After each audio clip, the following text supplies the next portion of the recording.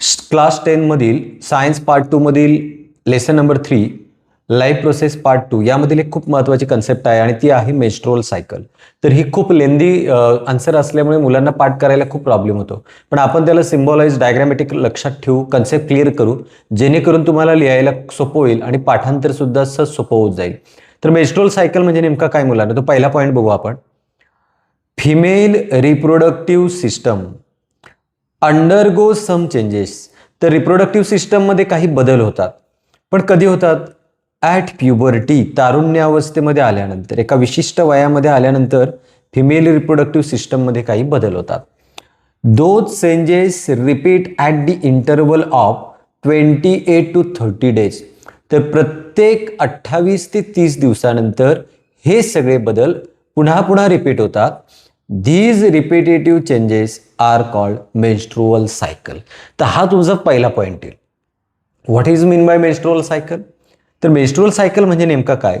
तर female reproductive system undergo some changes. तर फिमेलच्या रिप्रोडक्टिव्ह सिस्टममध्ये काही बदल होतात, पण कधी बदल होतील? ॲट प्युबर्टी, तारुण्यावस्थेत आल्यावर. अँड दोज चेंजेस, हे जे बदल आहेत, repeat at the interval of every 28 to 30 days. 28 ते 30 दिवसानंतर ते पुन्हा पुन्हा बदल होतात. These repetitive changes are called menstrual cycle, आणि त्याला आपण म्हणतो मेन्स्ट्रुअल सायकल. तर मुलांना यामधला दुसरा पॉईंट तुम्हाला असं लिहायचं आहे, menstrual cycle is a natural process. तर मेन्स्ट्रुअल सायकल ही एक नैसर्गिक प्रक्रिया, हा दुसरा पॉईंट आहे. This process is control by 4 hormones. तर ही जी प्रक्रिया आहे ही 4 हार्मोन्स कंट्रोल करतात. तर पहिला आहे फॉलिकल स्टिम्युलेटिंग हार्मोन, त्याला आपण म्हणतो FSH.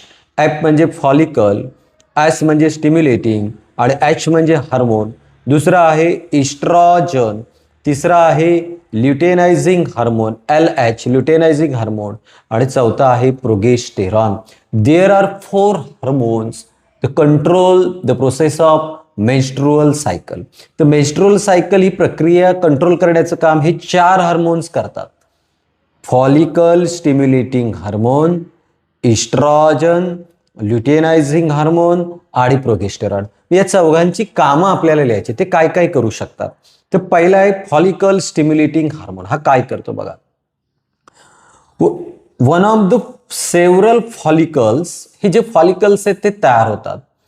One of the several follicles are start to develop in ovary. कुठे तयार होतात हे फॉलिकल्स? बरं, ओव्हरी. आणि त्यामध्ये कोण असतो? बरं, ओव्होसाइट. तर हे एकमेव काम फॉलिकल स्टिम्युलेटिंग हार्मोनचं आहे. तर फॉलिकल स्टिम्युलेटिंग हार्मोनमुळे काय होतंय? तर फॉलिकल्स डेव्हलप होतात, आणि हे कुठे डेव्हलप होतात? ओव्हरी. तुम्ही वाक्य लिहू शकता, one of the several follicles develop in ovary with ovocyte. त्यानंतर हे डेव्हलपिंग फॉलिकल्स काय सिक्रेट करतात? तर ते सिक्रेट करतात इस्ट्रोजन नावाचा हार्मोन. काय सिक्रेट करतात? बरं, इस्ट्रोजन नावाचा हार्मोन आहे ते सिक्रेट करतात. So developing follicle secrete oestrogen and endometrium तयार करतो oestrogen. Endometrium start to develop under the effect of oestrogen. या इस्ट्रोजनच्या इफेक्टमुळे सगळ्यात महत्त्वाचा घटक तयार होतो, तो आहे एंडोमेट्रियम. कुठला घटक तयार होतो? एंडोमेट्रियम. बघा, सेव्हरल फॉलिकल्स, हे फॉलिकल्स डेव्हलप होतात कुठे? बरं, ओव्हरीमध्ये, आणि त्यामध्ये कोण आहे? ओव्होसाइट. आता हे डेव्हलपिंग फॉलिकल्स काय तयार करतात? इस्ट्रोजन. डेव्हलपिंग फॉलिकल काय सिक्रेट करतात? बरं, इस्ट्रोजन. आणि या इस्ट्रोजनमुळे काय तयार होतो? Endometrium start to develop during the effect of oestrogen. या इस्ट्रोजनच्या इफेक्टमुळे एंडोमेट्रियम तयार होतो. मुलांना 2 आपण पाहिले. त्यानंतर बघा, ते डेव्हलपिंग जे फॉलिकल्स आहेत हे ब्रस्ट होतात. ब्रस्ट म्हणजे फुटतात, आणि फुटल्याबरोबर त्यांच्यामधून कोण बाहेर पडतो? ओव्होसाइट रिलीज होतो, आणि ओव्होसाइट जे रिलीज होतो त्याला आपण म्हणतो ओव्हुलेशन. काय म्हणतो बरं? ओव्हुलेशन. बघा, डेव्हलपिंग फॉलिकल त्यांचं डेव्हलपमेंट कंप्लीट करतात, आणि ल्युटेनायझिंग हार्मोनच्या इफेक्टमुळे ते काय होतात? बरं, burst. So developing follicle complete their development and burst म्हणजे फुटतात ते कोणाच्या effect? During the effect of luteinizing hormone. Luteinizing हार्मोनच्या इफेक्टमुळे ते फुटतात, आणि कोण रिलीज होतो त्यामधून? ओव्होसाइट रिलीज होईल, आणि त्याला तुम्ही म्हणायचं ओव्हुलेशन. काय म्हणतात बरं? ओव्हुलेशन. आता त्यानंतर मुलांना बघा, रिमेनिंग फॉलिकल्स, हे जे उरलेले फॉलिकल्स आहेत हे काय तयार करतात? Corpus luteum. काय तयार करतात? Corpus luteum. आणि हा कॉर्पस ल्युटियम काय सिक्रेट करतो बरं? प्रोगेस्टेरॉन. कुठला हार्मोन सिक्रेट करतो? प्रोगेस्टेरॉन. आणि मग तो प्रोगेस्टेरॉनच्या इफेक्टमुळे सिक्रेट होईल endocrine gland secrete their secretion. The effect of progesterone. त्या प्रोगेस्टेरॉनच्या इफेक्टमुळे एंडोक्राइन ग्लँड आहे तिचं सिक्रेशन सिक्रेट करते. तर पहिला हे चेंज किती दिवसांनी रिपीट होतात बरं? 28 to 30 days. Menstrual cycle is a natural process. किती हार्मोन्स कंट्रोल करतात? 4. फॉलिकल स्टिम्युलेटिंग हार्मोन, इस्ट्रॉजन, ल्युटेनायझिंग हार्मोन आणि प्रोगेस्टेरॉन. फॉलिकल्स तयार होतात. कुठे तयार होतात बरं? ओव्हरीमध्ये. कोणाच्या इफेक्टमुळे? Follicle stimulating hormone. आणि हे डेव्हलपिंग फॉलिकल्स काय सिक्रेट करतात? इस्ट्रॉजन. आणि इस्ट्रॉजन काय तयार करतो बरं? डेव्हलप करतो एंडोमेट्रियम. आणि तेच डेव्हलपिंग फॉलिकल्स नंतर कोणाच्या इफेक्टमुळे ब्रस्ट होतात? ब्रस्ट म्हणजे फुटतात आणि त्यामुळे ओव्होसाइट रिलीज होईल त्यामधला आणि त्याला म्हणतात ओव्हुलेशन. आणि त्यानंतर रिमेनिंग जे उरलेले आहेत ब्रस्टमधून ते तयार करतात कॉर्पस ल्युटियम आणि तो सिक्रेट करतो प्रोगेस्टेरॉन. आणि प्रोगेस्टेरॉनच्या इफेक्टमुळे एंडोमेट्रियम ग्लँड त्याचं सिक्रेशन सिक्रेट करते. तर हा पहिला टप्पा होता मेन्स्ट्रुअल सायकलचा. त्यानंतर मुलांना हा दुसरा टप्पा इथून सुरू होतो. Ovocyte is not fertilize by 24 hours. 24 तासामध्ये जर ओओसाइट जी अंडपेशी आहे ती जर फर्टिलाइज झाली नाही तर कॉर्पस ल्युटियम बिकम इनॅक्टिव्ह. तर कॉर्पस ल्युटियम कसा होतो बरं? इनॅक्टिव्ह होतो हा कॉर्पस ल्युटियम. आणि तो कशामध्ये कन्वर्ट होतो बरं? अँड कन्वर्ट इनटू त्याच्यापासून बनेल कॉर्पस अल्बिकन्स. पण कधी? If oocyte is not fertilized by 24 hours. 24 तासात जर अंडपेशी फर्टिलाइज झाली नाही तर कॉर्पस ल्युटियम काय होतो बरं? इनॲक्टिव्ह. आणि त्यापासून तयार होतो कॉर्पस अल्बिकन्स. कोण तयार होतो बरं? Corpus albicans. आणि मग ते दोघे काय स्टॉप करतात? स्टॉप द सिक्रेशन ऑफ कुठले दोन हार्मोन स्टॉप करतात ते? Progesterone and estrogen. या दोघांचं सिक्रेशन ते स्टॉप करतात. They stop the secretion of कोणाचं सिक्रेशन? Progesterone and estrogen. आणि या दोघांमुळे कोण तयार झालेला असतो? एंडोमेट्रियम. आता हे दोघेच जर स्टॉप झाले तर endometrium start to degenerate. Endometrium कमी व्हायला सुरुवात होते. आणि एंडोमेट्रियम कशामधून बाहेर टाकतात? Unfertilise ovum. आणि हा endometrium discarded out through vagina. व्हॅजिनामधून बाहेर टाकतात. त्यासोबत असतो हेवी ब्लिडिंग आणि हा ब्लिडिंग चालतो 5 days आणि यालाच म्हणतात menstruation. Ovocyte is not fertilize 24 hours. 24 तासात जर फर्टिलाइज झाली नाही तर कॉर्पस ल्युटियम इनॲक्टिव्ह होतो आणि कन्वर्ट कशात होतो? Corpus albicans. आणि हे दोन्ही स्टॉप करतात कुठले हार्मोन्स? Progesterone and इस्ट्रॉजन.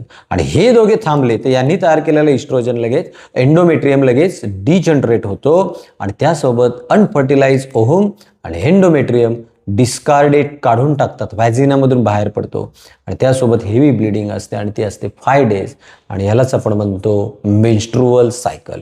तर मुलांना त्यानंतर आपण पुस्तकामध्ये प्रॉपर बघू कुठले पॉईंट्स आहेत. हे सगळे पॉईंट्स बुकमधले.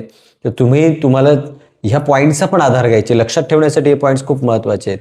तर मेन्स्ट्रुअल सायकल कशी आहे त्याच्यासाठी हे पॉईंट्स तुम्ही लक्षात घेऊ शकता. नंतर मुलांना प्रॉपर बुकमध्ये आपण कन्सेप्ट तर क्लिअर केली. प्रॉपर टेक्स्टबुकमधले हे पॉईंट्स आहेत ते आपण आता बघणार आहेत. तर मुलांना बघा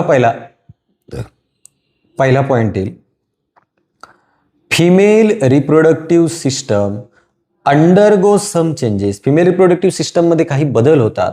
कधी होतात बरं? ॲट प्युबर्टी, तारुण्यावस्थेत आल्यावर. आणि हे सगळे changes those changes repeat at the interval of किती दिवसांनी रिपीट होतात? 28 to 30 days. 28 ते 30 दिवसानंतर हे सगळे चेंज रिपीट होतात. These repetitive changes are called menstrual cycle. ही त्याची define point number 1. Female reproductive system undergo some changes. काही बदल होतात पण कधी बदल होतील? ॲट प्युबर्टी, तारुण्यावस्थेत आलं.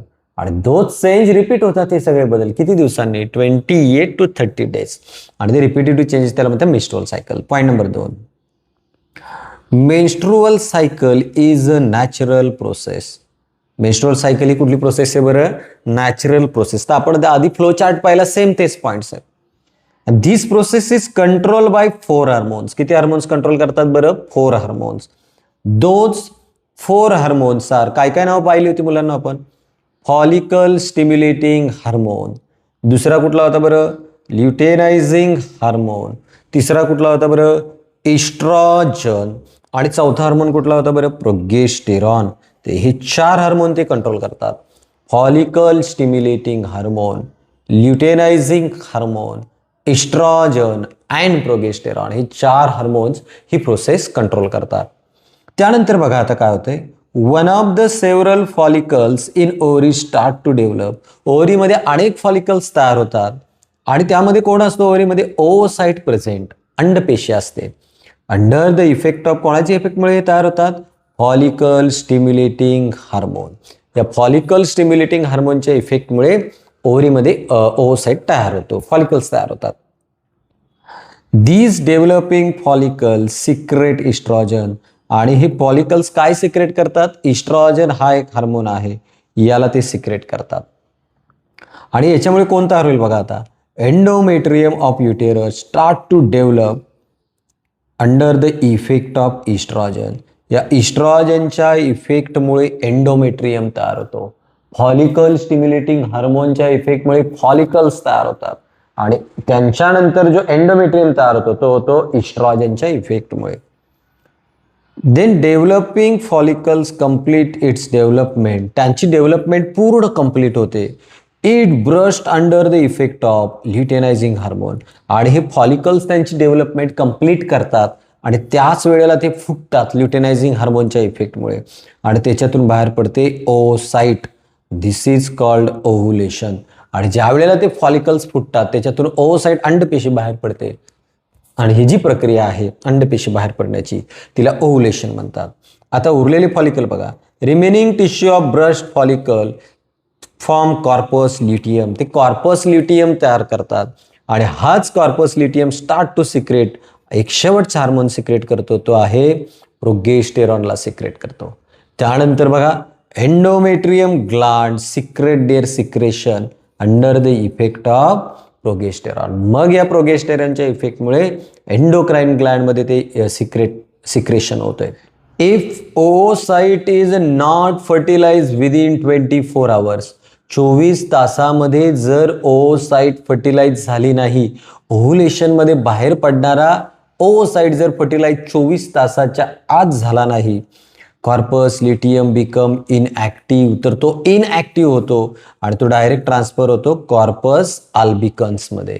आणि ज्या कॉर्पस ल्युटियममुळे जे तयार होणारे जे 2 हार्मोन्स आहेत, इस्ट्रॉजन अँड प्रोगेस्टेरॉन, स्टॉप कम्प्लिटली.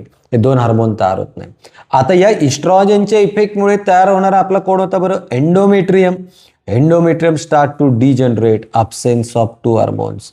या इस्ट्रॉजनमुळे तयार होणारा एंडोमेट्रियम, इस्ट्रॉजनच तयार होत नाही, त्याला एंडोमेट्रियम जो तयार झालाय तो पण डिजनरेट, कमी व्हायला सुरुवात होते. टिश्यूज ऑफ डिजनरेटिंग एंडोमेट्रियम आणि अनफर्टिलाइज ओव्हम जी oocyte are discarded out through vagina. व्हॅजिनामधून ते बाहेर काढले जातात, एंडोमेट्रियम आणि unfertilize ovum. This is accompanied with continuous bleeding. Bleeding continues approximately for 5 days. This is called menstruation. Bleeding किती दिवस चालते? 5. आणि त्या प्रोसेसला म्हणतात मेन्स्ट्रुएशन, ही व्याख्या आहे त्याची. त्यानंतर मुलांना आपण जर पाहिला तर या पॅरामध्ये सगळ्यात महत्त्वाचं काय आहे, तर वुमनला काय फील होऊ शकतोय, तर तो पहिला पॉईंट येईल बघा. The woman experience severe pain during this period. या पिरियडमध्ये महिलांना तीव्र वेदना होऊ शकतात. 2. Severe weakness felt due to the heavy bleeding. शरीरातून ब्लिडिंग झाल्यामुळे सिव्हिअर विकनेस म्हणजे थकवा येईल.